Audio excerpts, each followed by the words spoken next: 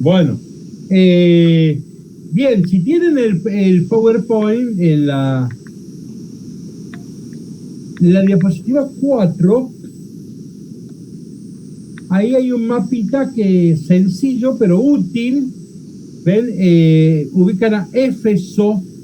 Pablo cae preso en Éfeso y hay un esclavo que le pide que interceda, que es de Colosas. Ubican a Colosas. Ahí hay una comunidad de Colosas y el dirigente de Colosas es Filemón. Entonces, Filemón tiene un esclavo. Ese esclavo, no sabemos con precisión por qué, pero cuando huye, se encuentra con Pablo, que está preso en Éfeso, y le pide a Pablo que escriba una carta de recomendación para que el Filemón lo reciba amablemente y no a los latigazos, ¿sí? Bueno, o sea que el tema es Pablo intercediendo ante Filemón por su esclavo, por el esclavo que es Onésimo, ¿sí? Entonces, este es el famoso tema de la esclavitud, ¿no? Es una carta cortita, ¿sí? No tiene un capítulo, o sea que es bien cortita. Me parece que es muy interesante, ¿no? Vamos a arrancar, miren, diapositiva 5, con un texto del Apocalipsis para ambientarnos en el tema de la esclavitud. Al que lo quiera leer, está en el diapositiva 6, 7 y 8. Si quiera leerlo, lea, por favor. Perdón, recreo. En el Apocalipsis capítulo 18, ¿qué se está hablando? Todo el Apocalipsis está contra el Imperio Romano. Pero el capítulo 18, el autor del Apocalipsis... Contra el Imperio Romano. El autor del Apocalipsis... Susana, Melano, tenés prendido el micrófono. El coso, sí. Espera. Entonces, no, vos, no, digo... Bien, ya. No hay problema. Entonces, todo el Imperio de Roma, el autor de Apocalipsis fantasea, inventa que está por caer ya, que cayó Roma. Es un invento del autor. Y entonces, los poderosos todos se lamentan porque ha caído Roma. Recordemos que Roma fue el gran imperio del mundo antiguo, ¿no? O sea que todavía los estudiosos no se ponen de acuerdo de cuáles han sido los motivos por los cuales cayó Roma. Roma es una sociedad que se inventó para siempre. ¿Se acuerdan? La città eterna, ¿no? Roma, la ciudad eterna. Realmente fue construida física y, diríamos, metafísicamente como para siempre, ¿no? Ya que Roma fue un ejemplo del mundo antiguo, aunque cada uno después tenga sus críticas, pero ciertamente que fue el modelo del mundo antiguo, ¿no?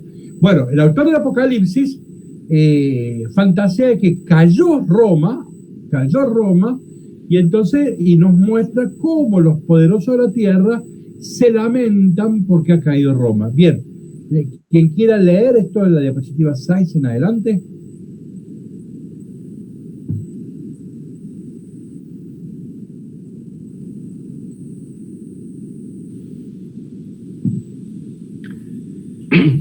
También los comerciantes de la tierra lloran y están de duelo por ella, porque ya nadie les compra sus mercancías, objetos de oro y de plata, piedras preciosas, perlas, telas de lino y de púrpura, de seda y de escarlata, maderas aromáticas, objetos de marfil, de maderas finas, de bronce, de hierro y de mármol.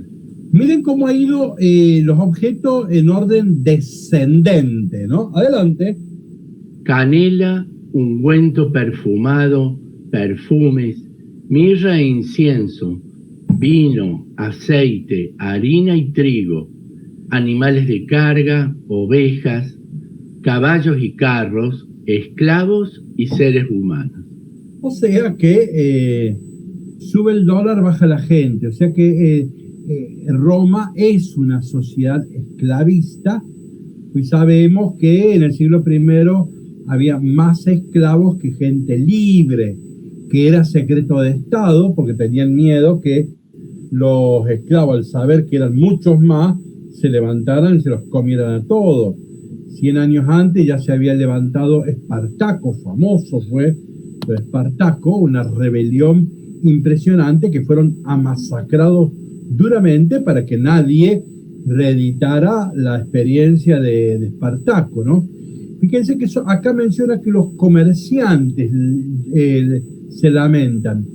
Sin exagerar, yo a veces exagero y después me arrepiento, sin exagerar mucho, podemos decir esto, se puede decir esto, no a la letra, ¿no? En la historia del imperialismo, el imperialismo nace con los asirios siglo VIII, después Babilonia en el siglo VI, Grecia siglo III, Roma siglo II antes de Cristo. En la historia del imperialismo antiguo, Roma tiene una novedad, que en los otros no está ausente, pero en Roma se da particularmente. Es que Roma tiene como objeto el mercado global. No es que los otros no tenían como objetivo la economía, la tenían, pero los otros primaba siempre un proyecto cultural. Tenía esto de lo económico, pero primaba el proyecto cultural. En Roma, lo que sorprende, entre otras cosas, es que lo que va a primar, no absolutamente, pero lo que va a primar es el proyecto económico, es la globalización, diríamos, económica, ¿sí? No existe la palabra globalización en el mundo antiguo, es un anacronismo, la globalización es de 1960, pero bueno, vamos a decir que el imperio romano tenía un proyecto de una economía global, ¿sí? Entonces, por eso acá, dice el texto del Apocalipsis, los comerciantes lloran porque ha caído el imperio acá en su faz económica, ¿sí? Y entonces ahí nos enteramos del lugar del esclavo, ¿no? Miren la diapositiva 10. Ahí puse una frase en donde yo resumo una idea de Aristóteles. Ya la había mostrado la idea de Aristóteles, pero yo la resumo así. El esclavo es capital con alma. A ver, ¿una pala es capital? Una pala, sí, pero sin alma, ¿está claro? Porque la pala no se mueve por sí mismo, necesita de otro que la mueva. En cambio, el esclavo era capital, cuidado, un capital valioso, era un instrumento, pero con alma. El esclavo no necesita que otro lo mueva, en todo caso lo puede estimular con latigazos, pero no, el esclavo por sí mismo puede tomar una pala y trabajar, ¿no? Abajo, en la otra diapositiva, en la diapositiva 11 está el texto de Aristóteles, el verdadero, que es de la ética de Nicómaco, su hijo Nicómaco, ¿no? Él le dedica la ética, y dice así: el esclavo es un instrumento animado, mientras que el instrumento es un esclavo inanimado, ¿sí? Ese es el texto literal de Aristóteles, ¿no? Entonces, el esclavo es capital con alma. No nos olvidemos de esta formulación, ¿no? El esclavo es un capital, ¿no? Entonces, bien. Vamos a primero leer el texto. El texto está en la diapositiva 19. El texto está en la diapositiva 19.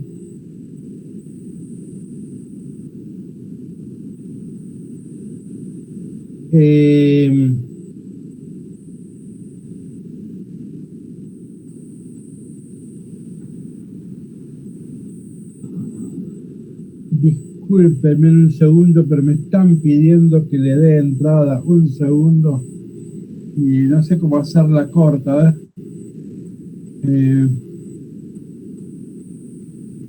Discúlpenme, pero me están pidiendo entrada. Me da pena.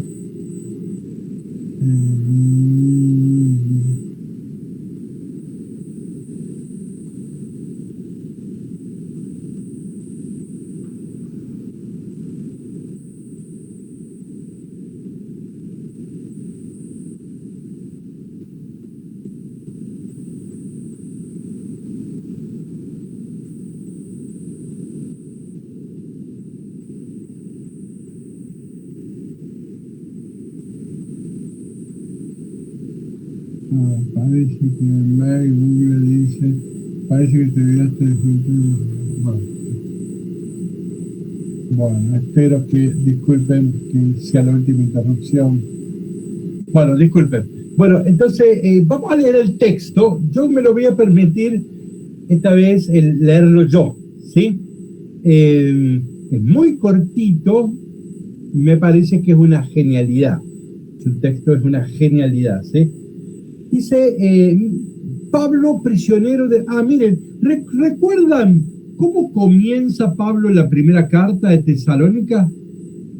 Nosotros nos detuvimos. ¿Recuerdan cómo fue el primer versículo, el primer renglón?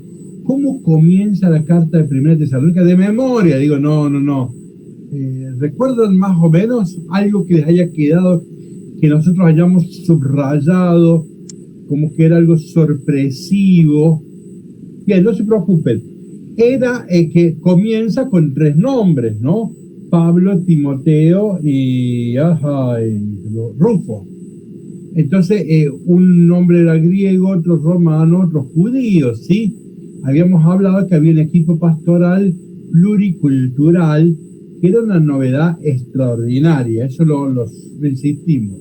Si recuerdan cómo comenzó Filipenses, también señalé algo no tan extraordinario, pero que era importante cómo comienza y cómo comenzado Filipenses. Yo puse el ejemplo de la maestra que va a dar un discurso el Día de la Bandera. Nosotros comenzamos de la jerarquía para abajo, ¿no?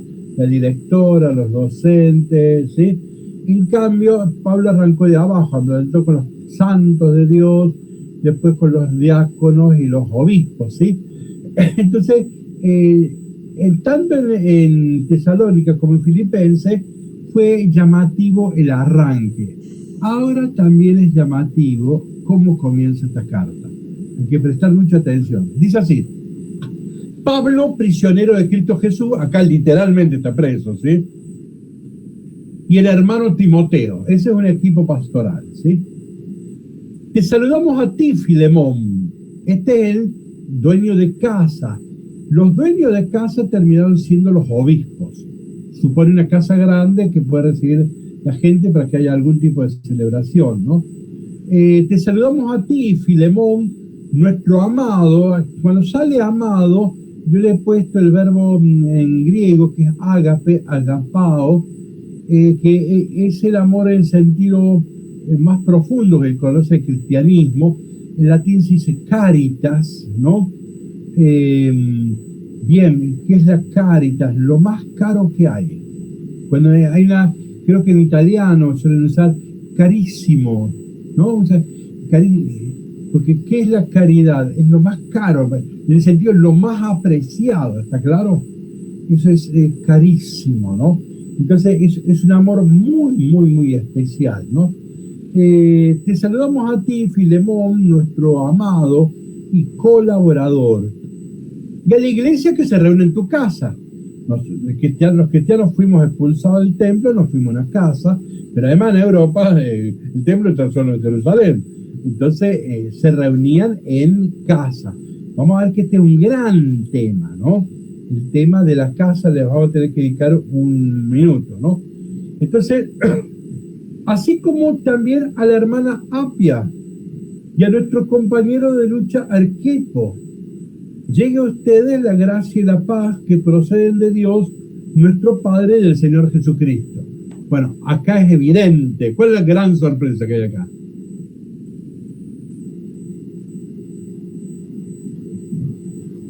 Que no hay sacerdotes, no hay gente muy importante, es gente común de una casa y hay mujeres.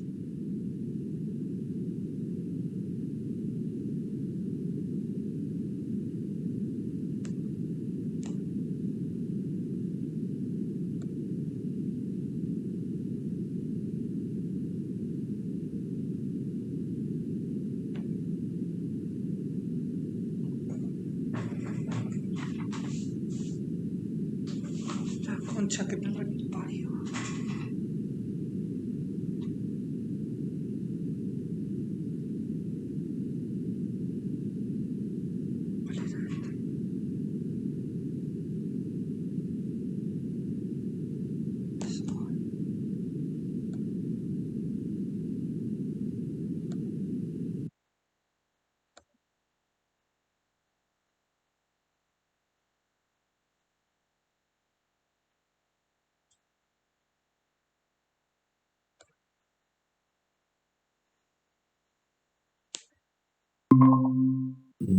Esto es muy llamativo, ¿no?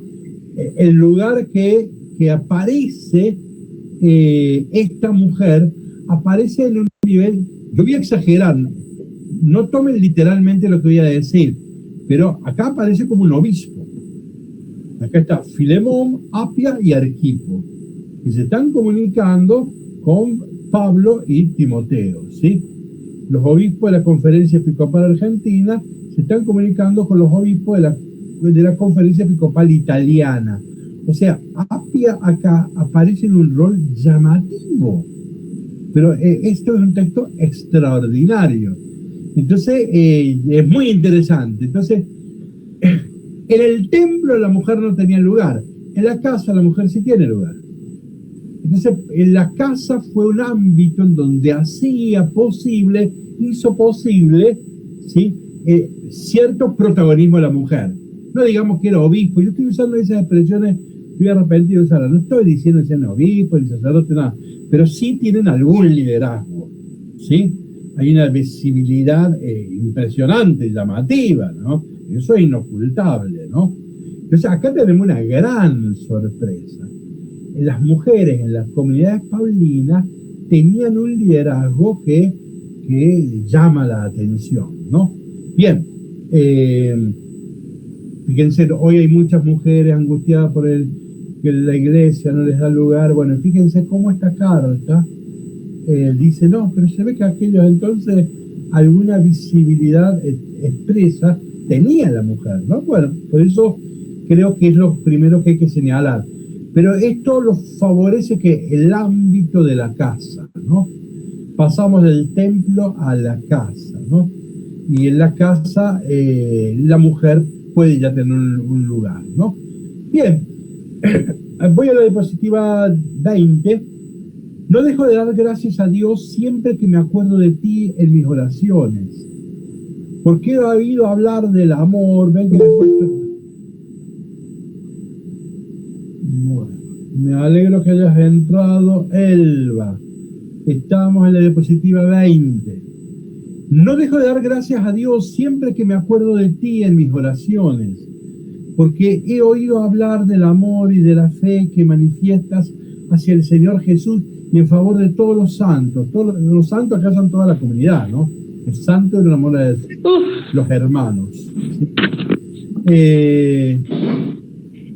Que tu participación en nuestra fe común te lleve al perfecto conocimiento de todo el bien que ustedes poseen por la unión con... Buen día, no se escucha la voz. No nos escucha. Elba, no me está escuchando. No me escucha. No se le escucha la voz al padre. Hay problema con internet. Puede ser. Yo a usted sí le escucho y fuerte. Bueno, ya tanto no sé. Bueno, sí, estamos en la diapositiva 20.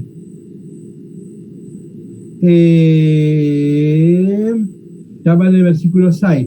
Que tu participación en nuestra fe común te lleve al perfecto conocimiento de todo el bien que ustedes poseen por la unión con Cristo.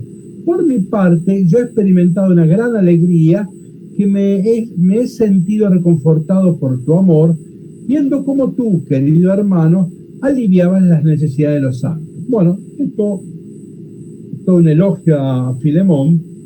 Vamos a lo que nos interesa. Diapositiva 21. Y acá empezamos a prestar mucha atención. Está hablando Pablo. Onésimo, el esclavo, le ha pedido que interceda. Entonces Pablo le está escribiendo la carta, va a interceder por Onésimo, ¿no?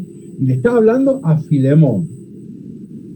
Por eso, aunque tengo absoluta libertad en Cristo para ordenarte lo que debes hacer, prefiero suplicarte en nombre del amor.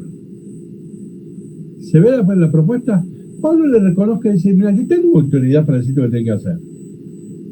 Pero no te quiero imponer mi autoridad, sino que quiero suplicarte. Entonces acá yo me adelanto a algo.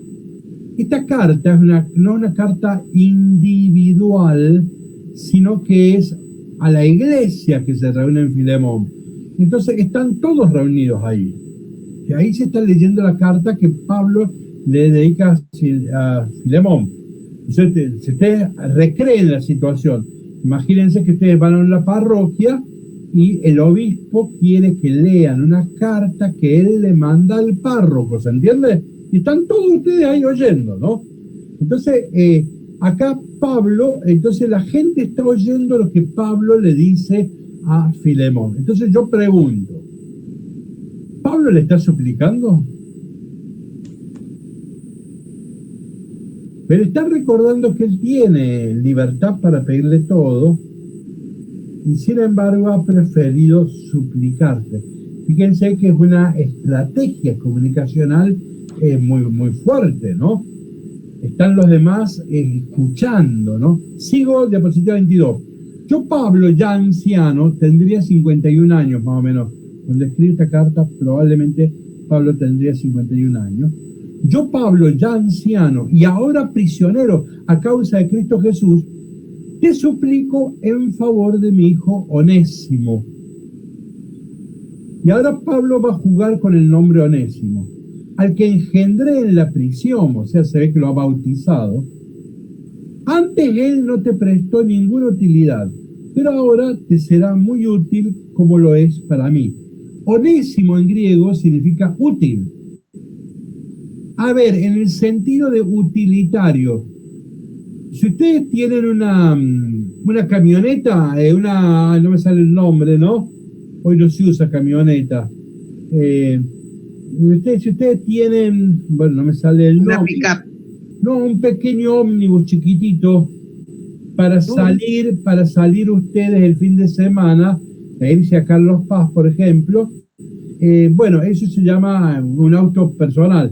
Ahora, si ese pequeño ómnibus ustedes lo utilizan para llevar a los pibes a la escuela y cobrarle algo, pues eso se llama utilitario, ¿no? Entonces, bueno, Onésimo es un utilitario, es un instrumento. Ahora Pablo acá está jugando con el nombre Onésimo. Entonces, él, mira, antes no te era útil, ahora lo es. Y para mí es muy útil. Y vamos a ver que esto importa, que Pablo ha descubierto la importancia de este hombre. Vuelvo a subrayar, versículo 16, te suplico en favor de mi hijo Onésimo. Miren el lugar que lo puso Onésimo. Ya, es difícil que ahora rechace, porque Pablo está diciendo, mira, Onésimo es mi hijo. O sea que ha entablado Pablo una relación con Onésimo que lo pone en un brete a Filemón. Continuamos, diapositiva 23, que lo envío como si fuera yo mismo. Miren la identificación. Con gusto lo hubiera retenido a mi lado. De esto lo vamos a retomar al final. Ya yo vengo diciendo que Pablo ha descubierto la valía de este personaje, ¿no? Por eso dice, con gusto lo hubiera retenido a mi lado, para que me sirviera, ¿sí? Ahí es Onésimo, para que me sirviera en tu nombre, mientras estoy prisionero, a causa del Evangelio. Pero no he querido realizar nada sin tu consentimiento, para que el beneficio que me haces no sea forzado, sino voluntario. Otra vez la trampa, ¿ven? No te quise hacer nada sin consultarte, para que vos lo que haga no sea forzado, sino voluntario. Pero se está diciendo delante de toda la asamblea. Notan la trampa que lo ha metido Pablo a Filemón. Es muy difícil que en el medio de una asamblea el obispo te está mandando una carta y el párroco dice, no, perdón, en medio, pero creo que el obispo acá se desubicó. Es muy difícil en esa situación. ¿Me expreso? Hay que notar cómo Pablo, bien, te iba leyendo diapositiva 24. Tal vez él, o sea, Onésimo, se apartó de ti por un instante a fin de que lo recuperes para siempre, no ya como un esclavo, sino como algo mucho mejor, como un hermano amado. Si es tan querido para mí, ¿cuánto más lo será para ti? Que estás unido a él por lazos humanos y en el Señor. Los lazos humanos son muy importantes, pero acá hay una razón superior a los lazos humanos, que es el cristianismo, ¿sí? cuidado, estamos en una comunidad cristiana, ¿no? Entonces, vos lo amás como hermano, ¿sí? Seguimos diapositiva 25. Por eso, si me considero un amigo, miren las expresiones de Pablo, la presión que todo esto significa. Si me considero un amigo, recíbelo como a mí mismo. ¡Epa! Y miren, preste atención. Y si él te ha hecho algún daño o te debe algo, anótalo a mi cuenta. Imagínense el papelón, cobrarle a Pablo, ¿no? ¿Sí? Entonces, y si él te ha hecho algún daño o te debe algo, anótalo a mi cuenta. Lo pagaré yo, Pablo, que firmo esta carta en mi puño y letra. Atenti, no quiero recordarte que tú también eres mi deudor y la deuda eres tú mismo. Claro, porque Pablo lo parió en la fe a Filemón. ¿Ven la astucia de Pablo? La redacción para decir, mirá, guaso, no tenés que dudar un segundo, ¿no? Porque vos sos deudor mío, ¿no? Bueno, esto es llamativo, una genialidad de Pablo. Diapositiva 26. Sí, hermano, préstame este servicio, otra vez la palabra onésimo, por amor al Señor, y tranquiliza mi corazón. Yo puse la traducción en griego, la traducción literal. Abajo dice, refriega mis entrañas. Esto de tranquiliza mi corazón, la expresión en griego, la traducción literal, esto de tranquiliza mi corazón es la traducción para que todos entendamos. Pero el texto literalmente dice, refriega mis entrañas, acaricia, ¿no? Entonces, ve que ahí está misericordia, etcétera. La expresión es muy rica. Dice, y retriega, tranquiliza mi corazón en Cristo. Te escribo confiando plenamente en tu docilidad. Otra vez lo está atrapando. Te escribo confiando plenamente en tu docilidad y sabiendo que tú harás más todavía lo que yo te pido. Y acá esto lo vamos a retomar. ¿Qué querría pedirle Pablo? ¿Qué ha visto en Onésimo que Pablo le dice, mira, a mí me gustaría, ¿sí? Pablo ha visto algo acá. Lo querría retener, dice, ¿por qué? Y ya termina la carta, diapositiva 27, prepárame también un lugar donde alojarme, porque espero que por las oraciones de ustedes se les concederá la gracia de que vaya a verlos. Y saluda Epafras, ¿sí? Lo tenemos, también es que de Colosa, que le estaba ayudando en la cárcel, ¿sí? Mi compañero de la prisión en Cristo Jesús. Así como también Marcos, Aristarco, Demas y Lucas, mis colaboradores. Mandales saludos, ¿no? Porque están ahí en misa. O sea, acá está muy claro que el ambiente, que el contexto de esta carta es una reunión eclesial, ¿no? Entonces dice, ya que aprovechá y saludarlos a Epafras, a Marco, Aristarco, Demas, Lucas, ¿sí? La gracia del Señor Jesús permanezca con tu espíritu. Me parece que es muy claro cómo Pablo realmente le hizo todo un planteo que es imposible que Filemón al menos no acoja bien a ¿cómo que se llama? A Onésimo. Y Pablo, pero además está sugiriendo que tiene un sueño con Onésimo. No lo ha dicho, no lo ha expresado, pero está sugerido 2 o 3 veces en esta pequeña carta. Dice, a mí querría, yo quise retenerlo, yo sé que vos todavía podés hacer más. Bueno, Pablo tiene un sueño sobre Onésimo, que es lo que después vamos a ver. ¿Nos entendimos? La carta es clara, es cortita, es sencilla, y es lo que hay que apreciar es la redacción, cómo lo mete en un brete a Filemón, ¿no? Está metido, está entre la espada y la pared. De esta carta, bueno, podés salir, ¿sí? Bien, antes de entrar a algunos detalles propios, quiero contextualizar Miren diapositiva 29, o sea, Pablo está preso en Éfeso.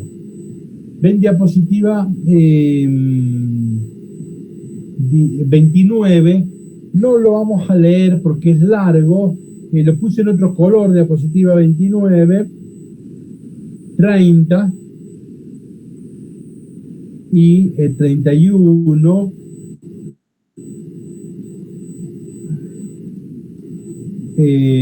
A ver, fíjense, diapositiva 30, ahí está el contexto. Lucas nos cuenta por qué Pablo termina preso, ¿no?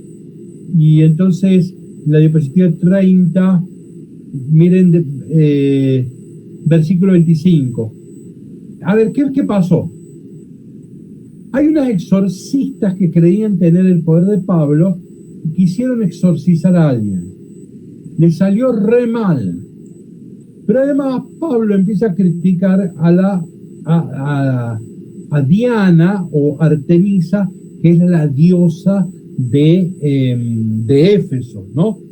Y resumo, ¿no? Entonces, y se levanta toda la gente, porque a ver, cuando Pablo dice que Artemisa no es una diosa, entonces cuando la gente vendía las estatuillas de cosas, perdían compradores, es claro.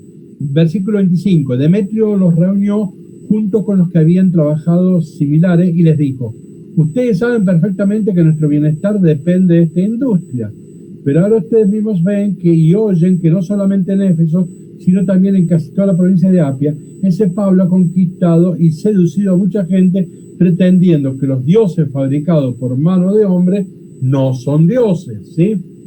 Y entonces en la diapositiva 31, de esa manera, no solamente nuestra profesión está amenazada de caer en descrédito, sino que el templo de la misma diosa Diana, que es Artemisa, corre el mismo riesgo, ¿no?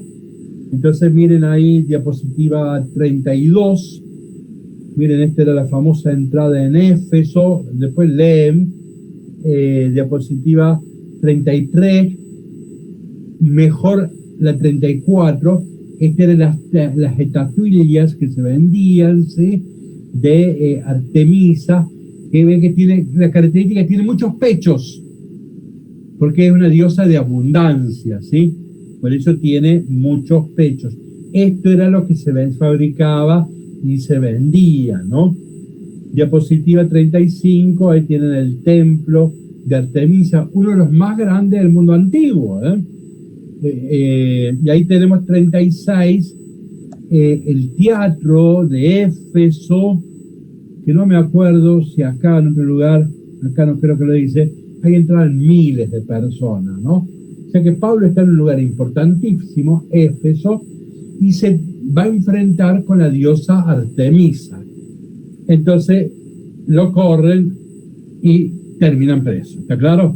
Así, pues esa es la historia. Entonces ahora Pablo está preso y ¿cómo es que se llama? Y un tal Onésimo que se ha escapado de la casa de Filemón lo encuentra y le pide que interceda.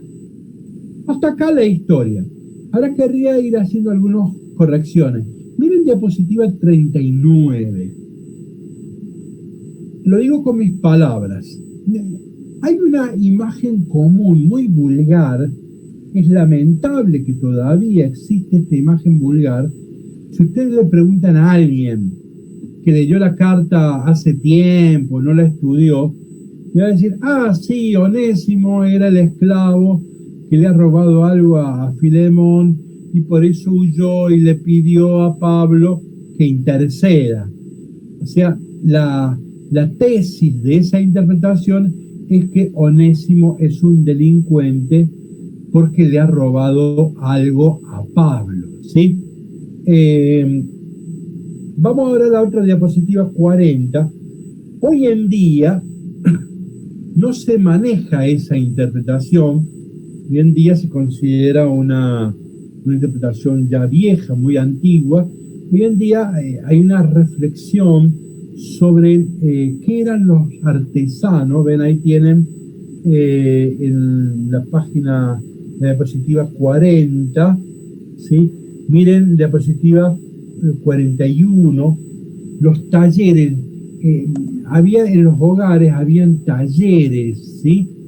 Y en esos talleres, por ejemplo, miren, los filósofos enseñaban, entonces yo tenía un taller en mi casa, tenía aprendices, esclavos, que eran más económicos que los hombres libres. Me convenía tener esos esclavos, ¿sí? Y además de trabajar, muchas veces les enseñaba. Y se convertían en pequeñas escuelitas filosóficas o comunidades cristianas. ¿Ven? Ahora fíjense, acá en la diapositiva 41, en el último párrafo, Onésimo, esclavo aprendiz. Hacía las tareas de apoyo necesarias en varias artesanías. Bueno, paréntesis, sí. Por ejemplo, mantener el horno de los alfareros, mantener la fragua de herrero, o artesanos del cobre, el lavado y teñido, etc. ¿Qué podemos imaginar que ha pasado con Onésimo? Ya voy a decir mejor. Había diversas formas, estados de esclavitud.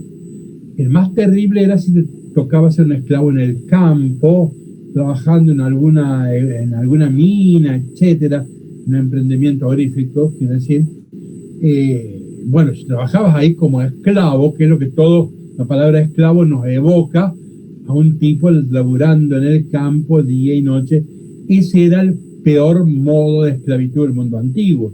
Pero había otros modos de esclavitud. Algunos vivían en la casa, si el tipo era un hombre pudiente, algunos vivían en la casa porque él había descubierto que este esclavo era un buen economista, era un filósofo. ¿Quién era esclavo en el mundo antiguo? A ver, para Hollywood esclavos son los negros traídos del África que no sabían leer y escribir. ¿Sí está claro? Bueno, pero no, en el mundo antiguo no es eso. Esclavo era cualquiera que, o sea, yo pertenecía a un pueblo, otro pueblo nos derrotaba, ¿no? Todos los derrotados nos convertíamos en esclavos, sea rubio, blanco o colorado. Ahí no era blanco o negro, no es que los esclavos eran negros, ¿sí? Ahora, yo capaz que antes de esa guerra yo era profesor de filosofía. Entonces, bueno, yo voy de esclavo y alguien me compró y dice, pero usted sabe filosofía. Bueno, vos le vas a enseñar a mis hijos. Vos sos bueno con los números, mirá, vos me vas a llevar la contabilidad. ¿Me expreso? O sea que estaba el esclavo del campo, y ese sí que era lo duro, pero también había esclavos que, vamos a decir, vivían en la casa, no necesariamente estoy diciendo en el mismo predio, pero sí allí, y entonces tenían otra situación distinta, pero seguían siendo esclavos, ¿está claro? O sea, el sistema de esclavitud no podían comprar nada, no son dueños de nada, y solo deben hacer lo que el amo dice. O sea que eran esclavos. Pero digamos, no es el esclavo de latigazos, a eso es lo que quiero distinguir. Y entonces, nosotros sabemos que los cristianos van a ir apareciendo, se van a hacer fuertes, son esclavos en estas pequeñas comunidades. Yo veo esa expresión anacrónica. Para artesanos de clase media. Es anacrónica, en el mundo antiguo no existe la clase media.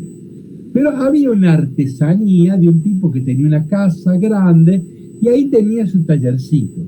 Entonces ahí tenía esclavos, ¿sí? Bien. ¿Qué podemos imaginar nosotros que ha pasado con Onésimo? Primero, el texto no dice que Onésimo haya robado nada. Tampoco usa la palabra que se fugó. No está en ninguna de las dos palabras, ni que haya robado, ni que se haya escapado, que se haya fugado, ¿no? Entonces, sí que se escapó, pero no fugado. ¿Por qué se pudo haber escapado? Bueno, una posibilidad muy simple es esta, que a Onésimo le hayan dicho, bueno, anda a vender a la plaza, al mercado, tales productos. Alguien se los robó, se le rompieron, los perdió. Pueden pasar infinidad de cosas y no necesariamente que los haya robado.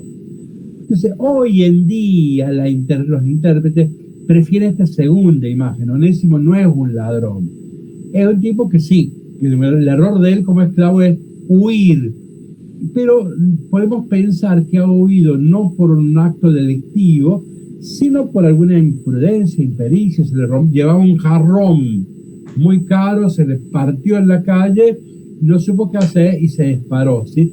Pero que oiga esto, no hay que pensar, y esto hay que insistirlo, ¿por qué? Porque la carta no habla ni de ladrón ni de fuga. Por lo tanto, esa imagen hay que superarla, ¿no? Entonces, pero es un esclavo que se escapó. Y si vos al esclavo que se escapa, hay una paliza, más adelante lo tengo, es azote y hasta puede terminar la cruz. O sea que un esclavo, la fuga de un esclavo, era una cosa que se castigaba de modo horrendo. Entonces, este esclavo va a pedir que Pablo interceda, que le escriba una carta de recomendación, ¿sí? Bien, miren en la diapositiva 42, ahí hay un texto. Orígenes es un gran biblista cristiano y refuta un tal Celso. Celso es un gran intelectual de Éfeso. Todavía no lo puse, pero ustedes pueden ver en diapositiva, en fotos, en Google si lo buscan, la biblioteca de Celso, ¿no? Y van a encontrar obviamente que los restos arqueológicos.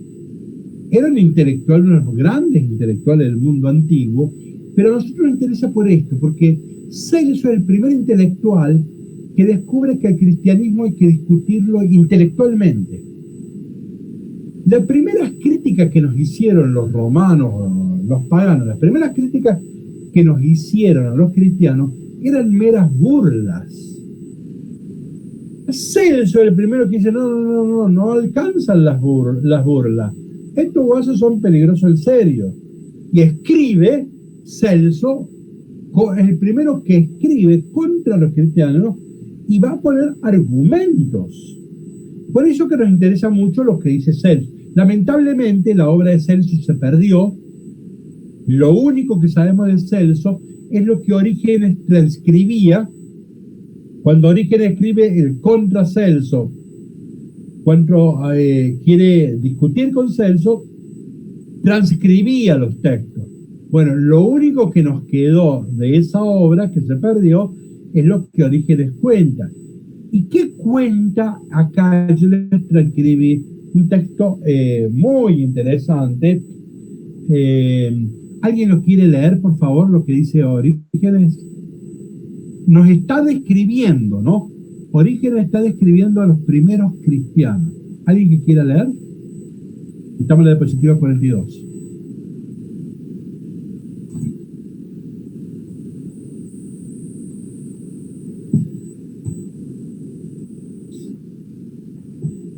Si alguien quiere leer, libere el micrófono. En las casas privadas vemos también a tejedores de lana, zapateros remendones, limpiadores de ropa y a los más iletrados y toscos del campo que no se atreverían a decir nada frente a sus maestros mayores y más inteligentes, pero tan pronto como se apoderan en privado de algunos niños y con ellos de algunas mujeres estúpidas, estos iletrados comienzan a pronunciar algunas afirmaciones sorprendentes. Dicen a los jóvenes que si les gusta el Evangelio, pueden dejar a sus padres y maestros para ir con las mujeres y los niños pequeños a la tienda de los tejedores de lana o a las tiendas de los zapateros remendones o de los lavanderos, de manera que puedan aprender la perfección. Aprendían el catecismo. Ven que los esclavos podían aprender esto que decía yo, que los talleres se convertían en pequeñas escuelitas filosóficas o de catecismo. Y ahí los esclavos aprendían que era el cristianismo, ¿no? Bueno, o sea, el cristianismo arrancó bien de abajo y arrancó entre esclavos, ¿no? Miren la diapositiva 43, ahí hay un dibujo de lo que era una casa romana, ¿sí? Y ven que tenía 3, 4 pisos y ven que tenía un taller, cada piso ven que había un taller. Bueno, en alguno de esos ha estado Onésimo, ¿no? Miren en la diapositiva 44, solo lo que está destacado. Había esclavos administradores, ya, ¿sí? Había los que trabajaban en las minas o canteras, esos eran los que peor lo pasaban, ¿sí? Pero había los domésticos, que eran los que sabían algún oficio y que el amo los tenía para trabajar en su casa, ¿no? Vamos a saltar. Bien. A ver, vamos a la diapositiva 47 para ver si discutimos un poquito. Miren acá hay una cuestión. Acá, bueno, lo de la carta más o menos se entiende, ¿sí? No exige más. Entonces vamos a problematizarnos a partir de la carta. Hay un artículo brillante de Rafael Aguirre Monasterio, muchos de ustedes lo han conocido, él vino a darnos cursos sobre la mesa compartida. Bueno, este es casi que el inventor de la exégesis sociológica, en realidad en habla hispana, ¿no? Bueno, él tiene un articulazo, un artículo programático de él. Miren el título: de la religión política de Jesús a la religión doméstica de Pablo. ¿Por qué llamamos religión política de Jesús? ¿Cuál es la palabra que resume toda la predicación de Jesús?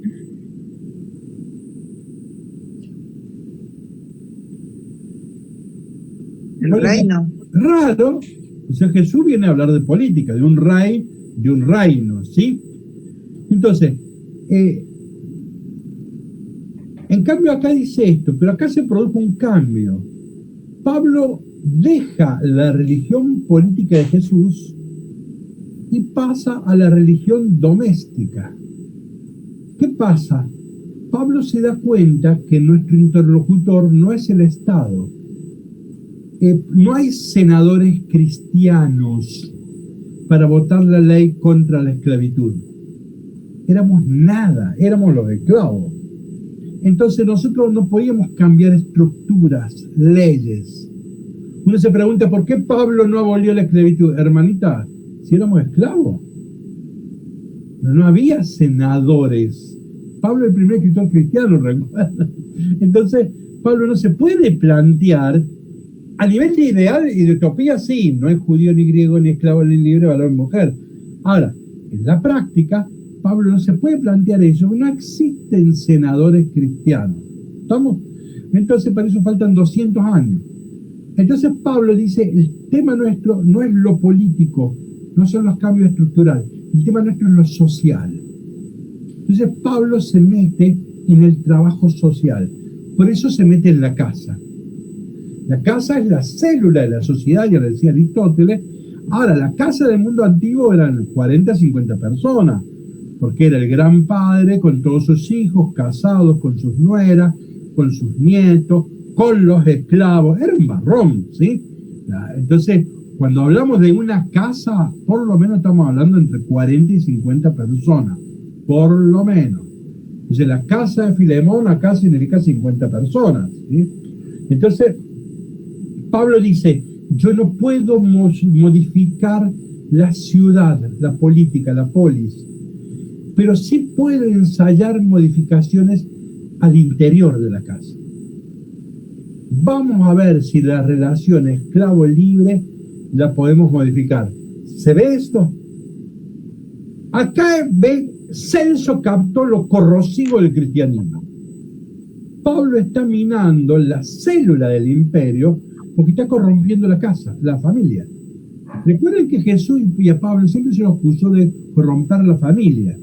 Los paganos, lo que vieron del cristianismo, es que te viene a corromper la familia.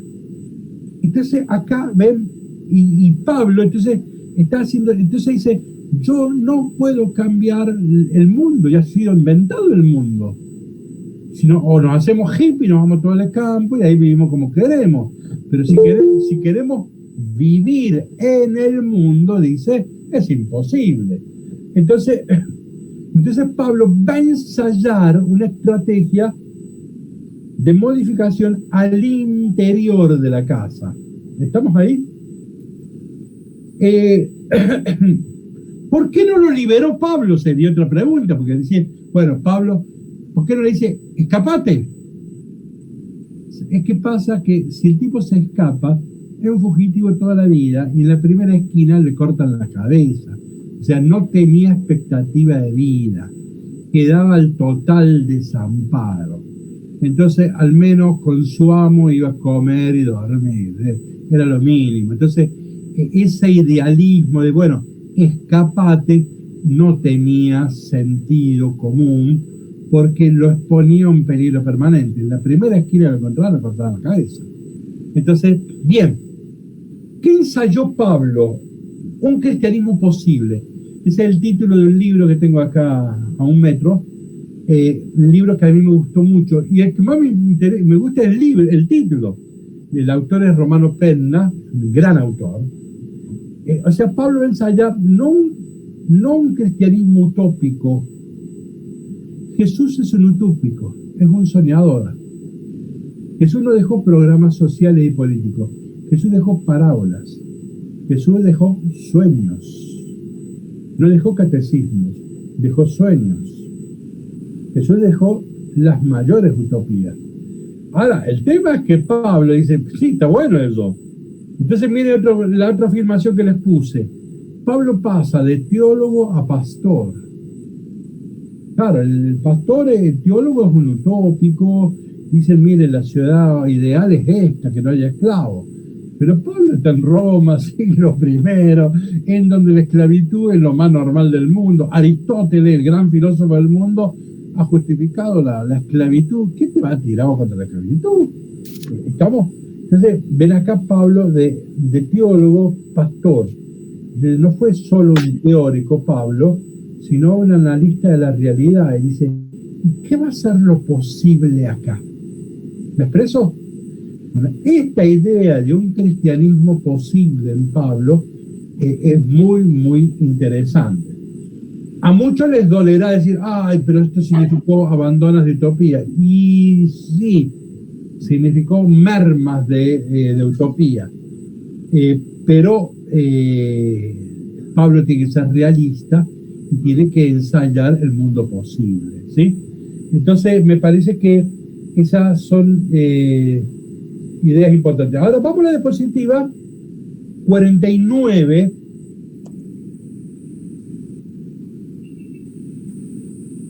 Miren, Pablo le está hablando, dice, hubiera querido que Onésimo se quedara conmigo para que me ayudara, ahí está es Onésimo, ayudara, para que me ayudara en tu lugar mientras estoy preso del Evangelio.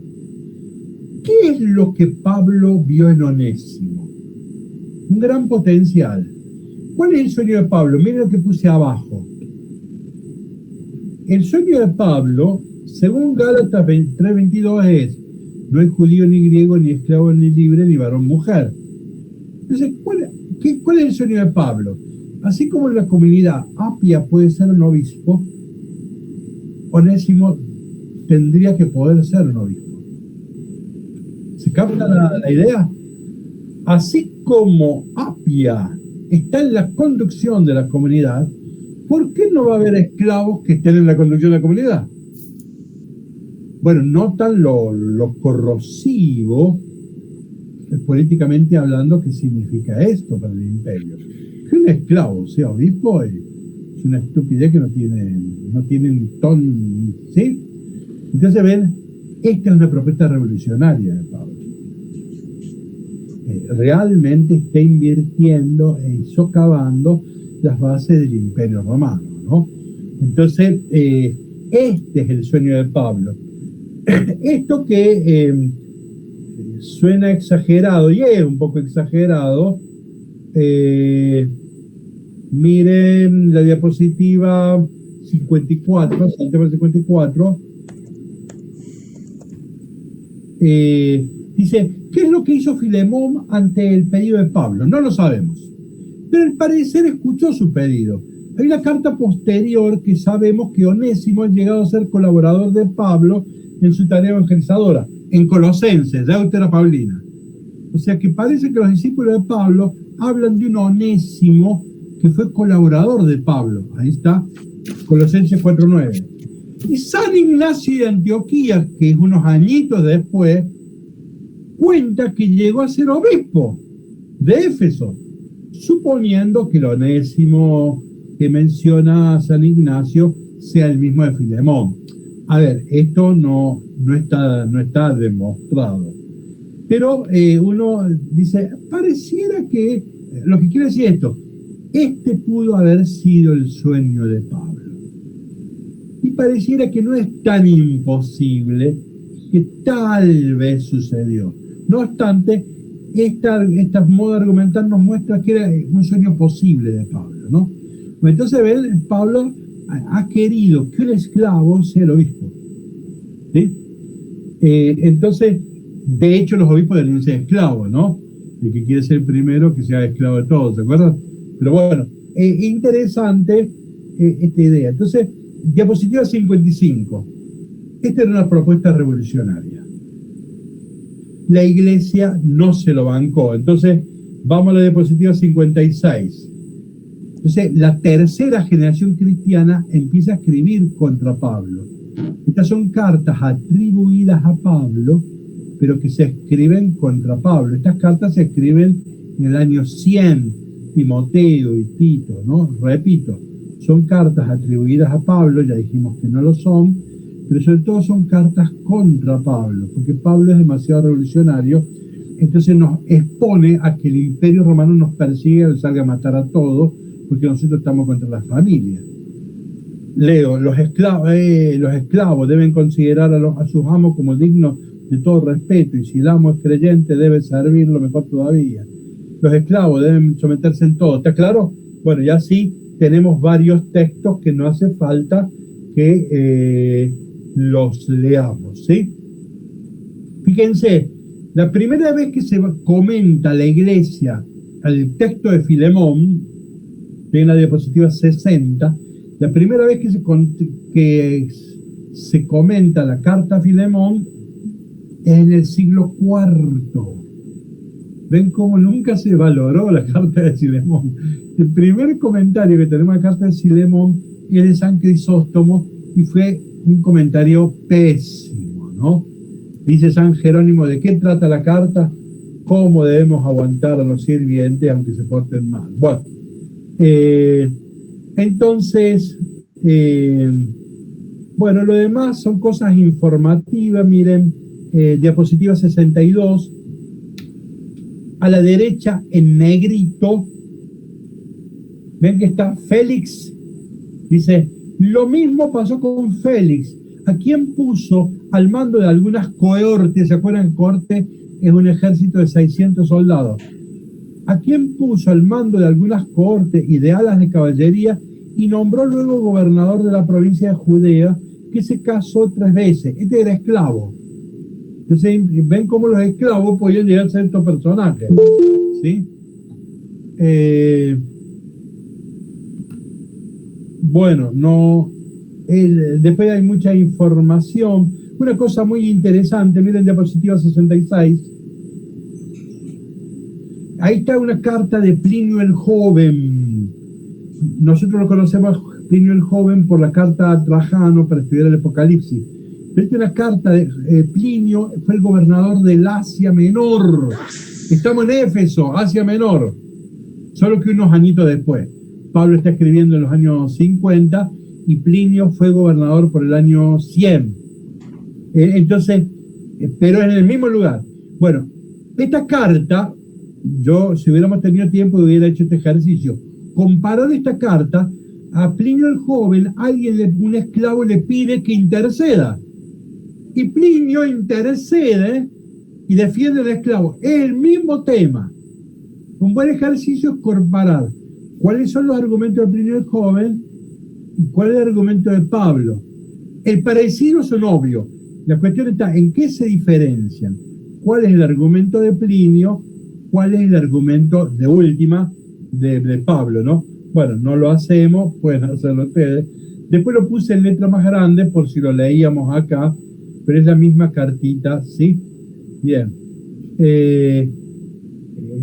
información. Bueno, lo último, para irnos, perdón que robe tanto tiempo, diapositiva 77. A ver, antes les planteo un problema. Supongamos que hacemos una empresa económica grande, ¿sí? Y ganamos la licitación para hacer todo un camino que comunique de Chile al Uruguay, ¿sí? Pasar por la cordillera, de Chile a Uruguay. Y nosotros ganamos la concesión, ¿está claro? Es un laburo que va a ser por lo menos 10 años, más de 1000 operarios, ¿sí? Es una cosa grande. Ahora, a nosotros nos permiten, porque no tenemos mucha plata, dicen, bueno, con ustedes vamos a hacer una excepción. Ustedes podrían, para este trabajo, restaurar la esclavitud. Pregunto, ¿nos conviene o no? Dejemos de lado las razones morales. Acá no entran las razones morales, ¿no? Supongamos que le dicen, mira, hermano, está bien, te concedo esto.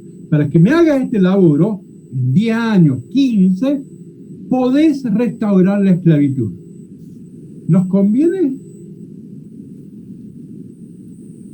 Veo las caritas, que la mayoría asentimos que nos conviene. Dejamos de lado todo el aspecto moral, por supuesto. Además, es una ficción. Pero bueno, para jugar, bueno, ¿nos conviene restaurar la esclavitud? Esa es la pregunta. Y naturalmente todos respondemos que sí. Entonces yo ahora les planteo un problema. Tenemos, qué sé yo, más de 10.000 operarios, ¿no? Que hay que bancarlo por 15 años, ¿no? Bueno, supongamos que son esclavos. Yo pregunto esto. ¿El esclavo tiene que vivir en algún lugar? En una choza, ¿no es así? Bien. ¿Tiene que tener ropa, estar vestido? Sí, porque si pasan por ahí unas chicas, no puede estar. Tiene que estar vestido. ¿Ha de comer?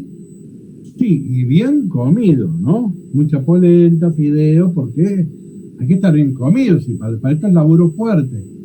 Si se enferma el esclavo, ¿lo tiro o lo reparo? Vieron que los taxis vos los reparás, ¿viste? ¿Qué hago?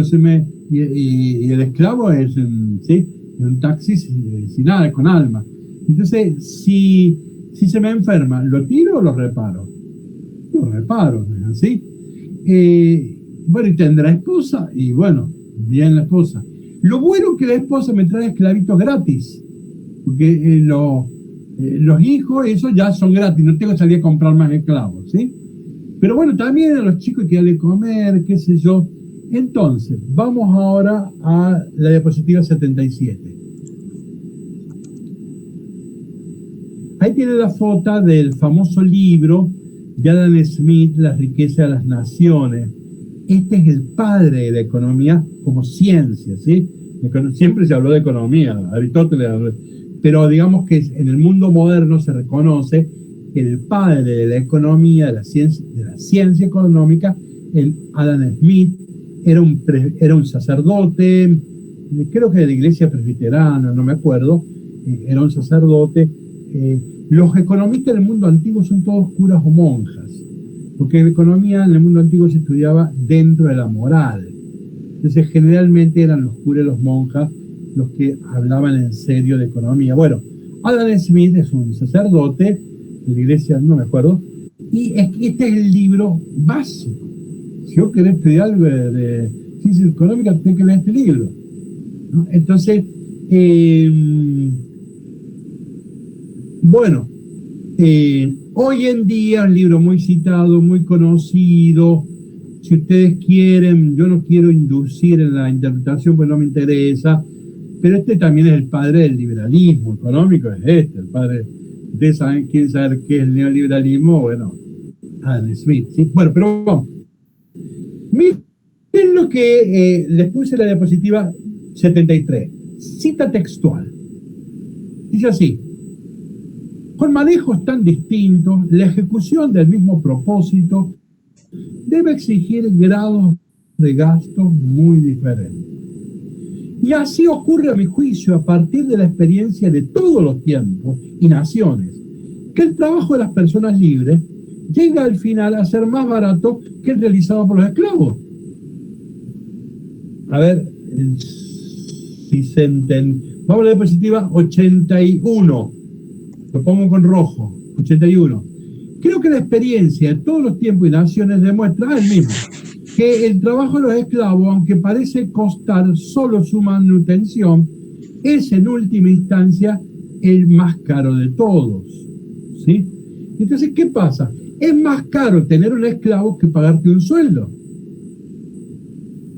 Porque cuando nos dimos cuenta, porque si yo a vos no sé cuánto está, pongamos un sueldo, si yo te digo, bueno, yo te doy 30.000 pesos y vos con eso te pagás la casa, le pagás a tu mujer, mandás a los chicos a la escuela, los curás, le comprás un zapatilla, arreglaste la voz, yo te doy tanto dinero, ¿me expreso?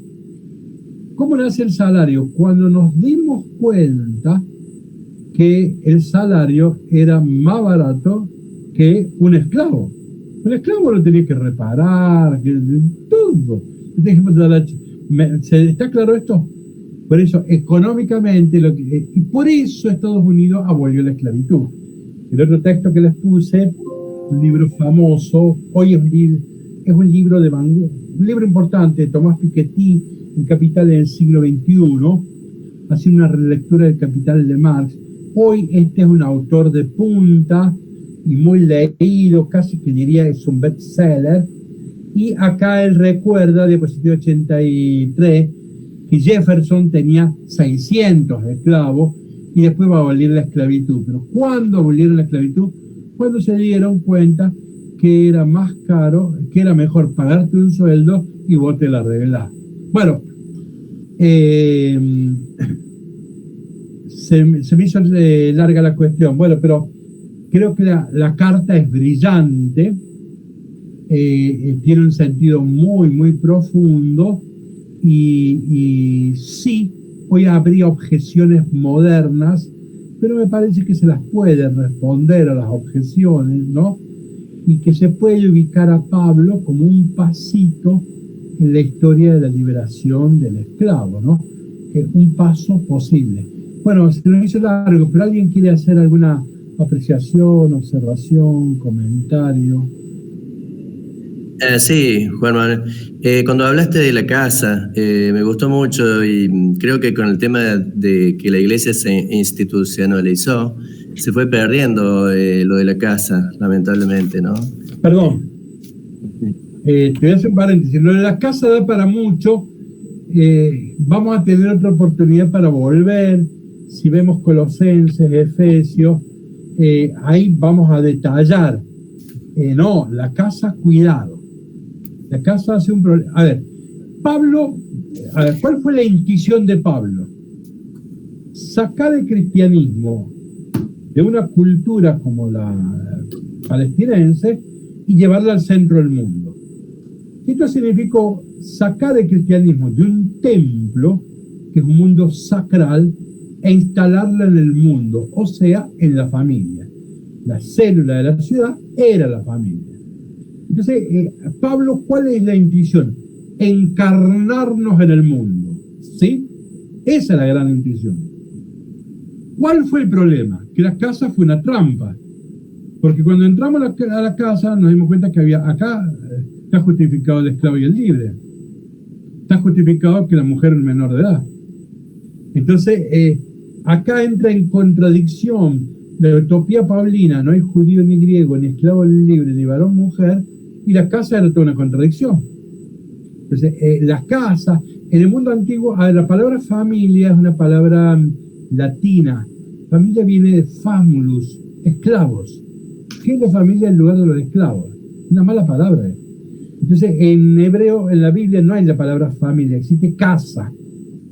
Ahora, la casa no la inventó el cristianismo. La casa, ya Aristóteles le explicó, cuando tengamos que ver esto, leeremos los textos de Aristóteles, y Aristóteles dice claramente, miren, está el amo y el esclavo, el varón, la mujer, el adulto y el niño. O sea, lo que al principio fue una intuición brillante, se convirtió en un problema. ¡Ay, sonamos! Estamos en una trampa. ¿Es posible el evangelio dentro de una casa? Y ahí Pablo dice, ay, vamos a intentarlo. Ahora, ¿qué pasó con la tercera generación cristiana, con Timoteo? Y no, dijeron, la institución es la casa. Y ahí se institucionaliza el cristianismo y la mujer y el esclavo quedan afuera. Y naturalmente el pater familia, el padre de familia, fue el obispo. O sea, no, el problema estuvo en la casa. El problema estuvo en la casa, ¿no? Fue la gran opción, no había otra. Pero después se nos complicó. Entonces, la opción de Pablo era encarnarse en el mundo. ¿Cuál fue el pecado de la iglesia? La mundanización del cristianismo. Al final asumimos tan literalmente la casa que nos convertimos en una casa. ¿Y cómo se llama? Y ahí Timoteo va a decir, la casa de Dios. Claro. Bueno, entonces, esa es toda una problemática interesantísima, ¿no? Lo interesante es que Pablo, dentro de esto, Pablo no es el dueño del mundo, no es el emperador. Entonces Pablo es un nadie. Miren, ni la iglesia tomaba en serio a Pablo. Si la iglesia no tomó en serio a Pablo, ¿quién va a tomar en serio cualquier político o emperador de la época? No era nadie, cosa disparate, que no conoció a nadie, que fuimos un pequeño grupito. Entonces no se le podía a Pablo pedir que, ¿por qué no volvió la esclavitud? Muchas veces dicen, ¿por qué el cristianismo no volvió a la esclavitud? Hermanito, porque no se podía. Acá Nelson Mandela fue liberado hace 30 años, ¿no es así? Para poner un ejemplo nomás. Nelson Mandela, o sea que bueno, de ahí. Acá Argentina, 1800 tanto. Acá las monjas y los frailes tenían esclavos. Acá en Argentina, yo he sido de los mercedarios, pero las monjas de clausura tenían esclavas. O sea que ¿qué le van a andar pidiendo a Pablo o al cristianismo primero la abolición de la esclavitud, ¿no? Entonces, pero yo creo que en una buena interpretación Pablo pone buenas bases que son revolucionarias, pero son las bases, ¿no? Bueno, si nos entendimos, tengo este problema, no sé qué pasa con los mails, que algunos llegan, a otros no nos llegan. Bueno, ya veremos si me puedo mejorar esta situación. Bueno, disculpen a los que le ha llegado tarde, ¿sí? Pero bueno, si Dios y la Virgen quiere, la semana que viene, bueno, ya comentaremos con cartas muy problemáticas que son a los corintios. La iglesia de Corintio es la peor parroquia que existe en el mundo. El peor regalo que vos le pasó a un párroco es decirle, anda a la iglesia de Corinto. Entonces fue un dolor de cabeza, ese fue el dolor de cabeza de Pablo, es Corintios, ¿no? Bueno, entonces ya vimos Tesalonicense, Filipense, Filemón, arrancamos con las cartas a los Corintios, que es todo un problema. Bueno, Padre, gracias, sí. Agradezcámosle a Santiago, creo que nos envió esos dos trabajitos o libritos, no sé cómo llamarlos, el viernes pasado. Sí, son de la colección. Miren, esa colección está digitalizada como hasta el número 100. Hoy en día vamos en el número 200. Yo tengo la suerte de tenerla completa en papel. Pero digitalizada ustedes van a encontrar hasta el número 89. Es una joya, de un nivel excelente. Son todos europeos y la mayoría franceses. Sí, o sea que hay abundante, son chiquitos, son muy didácticos, con muchos cuadros sinópticos, ¿sí? Es realmente un lujo didácticamente hablando, y el nivel exegético es un nivel muy, muy bueno. Hoy en día diríamos que es un muy buen nivel exegético, ¿sí? Pero sobre todo la fuerza está en lo didáctico. Les iremos mandando de ahí, pero sepan, si ustedes se fijan, que ustedes solo pongan cuadernos bíblicos y pongan Merkabah. Merkabah es ¿cómo decir? Un lugar en donde se mandan, en donde tiene muchos libros digitalizados, ¿sí? hizo una página donde hay muchísimos libros de fe, de teología, de Biblia, y están digitalizados, muchísimos. Bueno, si ustedes ponen cuadernos bíblicos, Merkabah, ahí les va a decir todas las que tienen, no tienen todo, pero como 89 las tienen. De ahí las vamos tomando y de ahí se los vamos enviando a Piacere. Uno no quiere avasallarlos en el libro. La semana que viene les vamos a enviar, y me adelanto a decir, hay otra colección brillante. Una es esta, de cuadernos bíblicos, que son franceses, en general europeos. La mayoría de los autores son católicos, muy pocos protestantes, y casi no hay mujeres, poquitas. Pero hay otra que se llama Ribla, es una sigla, Ribla, que más o menos se dice Revista de Interpretación Bíblica Latinoamericana. Ya es una revista de interpretación, o sea, de hermenéutica. Cuadernos bíblicos tiene el acento en lo exegético, está pegado al texto, los cuadernos bíblicos. En cambio, la Ribla es un trabajo hermenéutico, una interpretación que hago yo hoy desde América Latina. Bueno, la Ribla tiene publicado más o menos 80 revistas, la Ribla, más o menos. Están todas digitalizadas, y hay una sobre Filemón, que yo pensaba mandárselos esta semana, pero hay toda una revista dedicada a Filemón. Las características de la Ribla es que hay tantos católicos como protestantes, y hay tantos varones como mujeres. Y además el objetivo es bien específico, es ensayar una interpretación latinoamericana de la Biblia. O sea, tiene un objetivo muy, muy específico. Se mueve en el ámbito de lo hermenéutico. Presuponen la exégesis, subrayan el aspecto hermenéutico. A mí me parece que hay que tener las dos colecciones. Un pie en la exégesis con los cuadernillos bíblicos y un pie en la hermenéutica latinoamericana con la Ribla. Con las dos bibliotequitas uno hace una buena síntesis, ¿sí? Bueno, lo que digo, están digitalizados, no al mango. Usted abre. Bueno, esta Ribla la van a encontrar, pongan Ribla, y allí les va a dar como, Ribla va a aparecer. Bueno, ustedes pongan, a ver, un minuto, lo busco, un segundo, para decirles bien, porque es muy, muy útil esto. Un segundo.